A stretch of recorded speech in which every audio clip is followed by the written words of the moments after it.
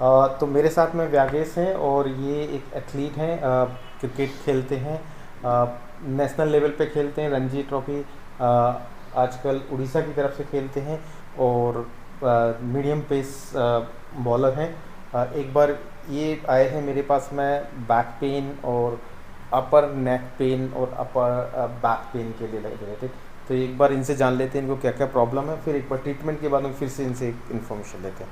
बताइए। Back lower back में soreness है, काफ़ी ज़्यादा स्टिफनेस है लोअर बैक में, पॉसिबली किसी ओवर ट्रेनिंग है किसी वजह से, और दोनों ट्रैप्स जो हैं उनमें मतलब काफ़ी टाइटनेस और स्टिफनेस है, जो मतलब नेक में भी मूवमेंट में प्रॉब्लम हो रही है।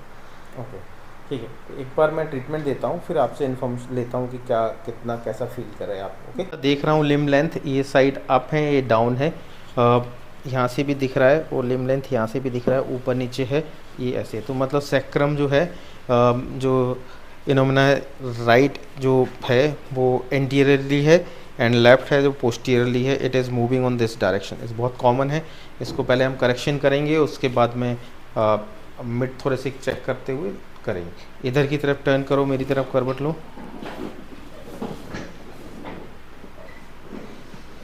और आगे हो,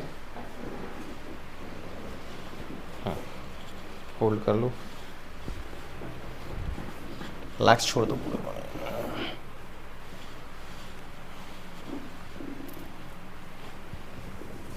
एक लंबा सांस लो, छोड़ो, लंबा सांस, छोड़ो, लंबा सांस, छोड़ो।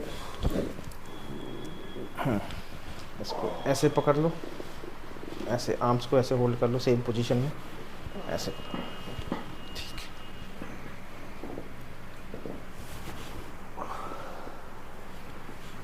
बिल्कुल रिलैक्स छोड़ना है। Okay, breathe in, opposite turn करो,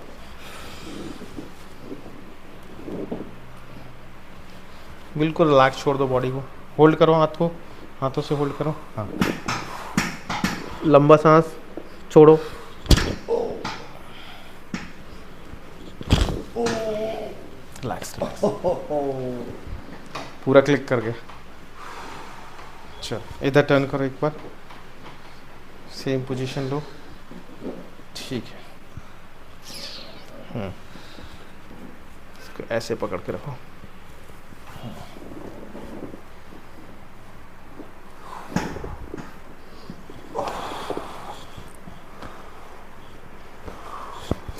लंबा सांस, छोड़ो,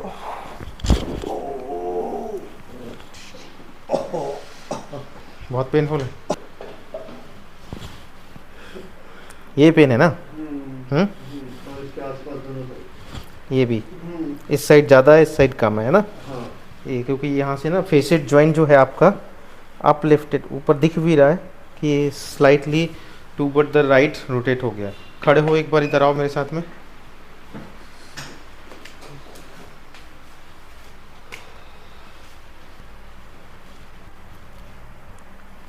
ये पेनफुल एरिया है, इधर भी पेन है, दोनों साइड। ये हाँ, नीचे भी है, हाँ जी, इधर भी है, नहीं थोड़ा ज़्यादा नहीं है। इस पॉइंट पे सबसे ज़्यादा है ना? जी।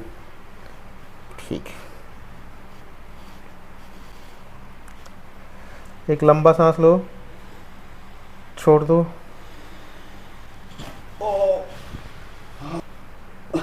फेसेट जॉइंट पे करेंगे, रिलैक्स छोड़ो,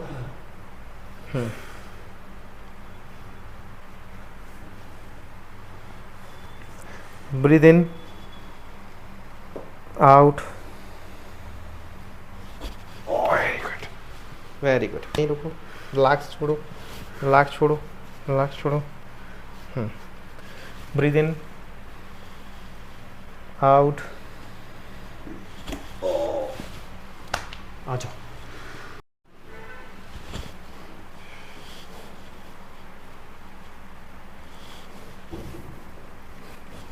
लंबा सांस, छोड़ो, लंबा सांस, छोड़ो, लंबा सांस, breathe in, out,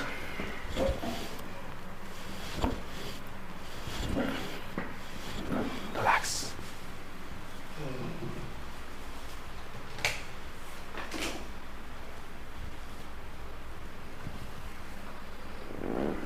breathe in, out, breathe in, out,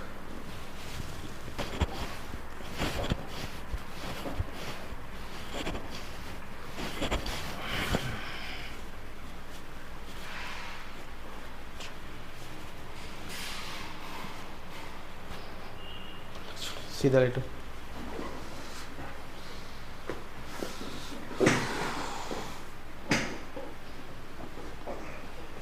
बस बस, ठीक है, कंफर्टेबल।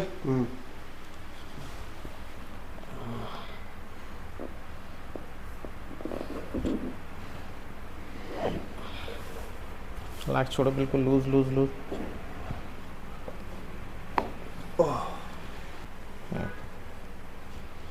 रिलैक्स, ब्रीथ इन,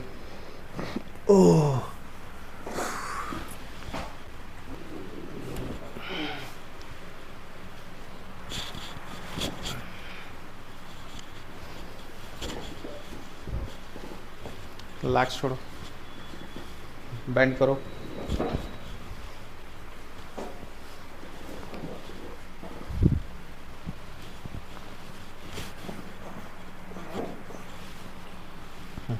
खड़े हो,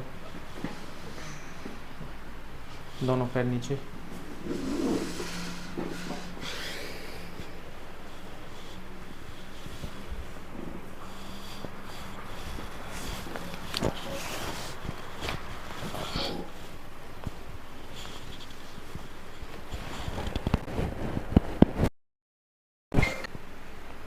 रिलैक्स, छोड़ो, बेंड करो,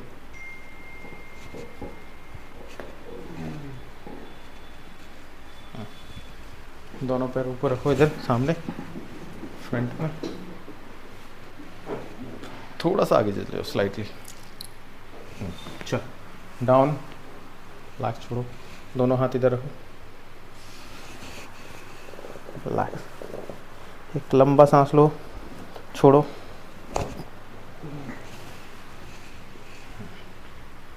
इधर आओ मेरे साथ,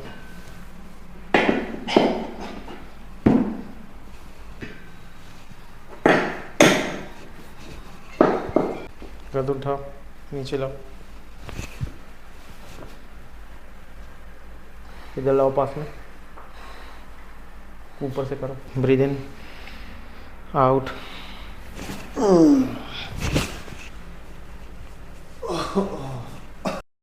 तो व्यागेश, अभी आपको ये ट्रीटमेंट होने के बाद कैसा फील हो रहा है?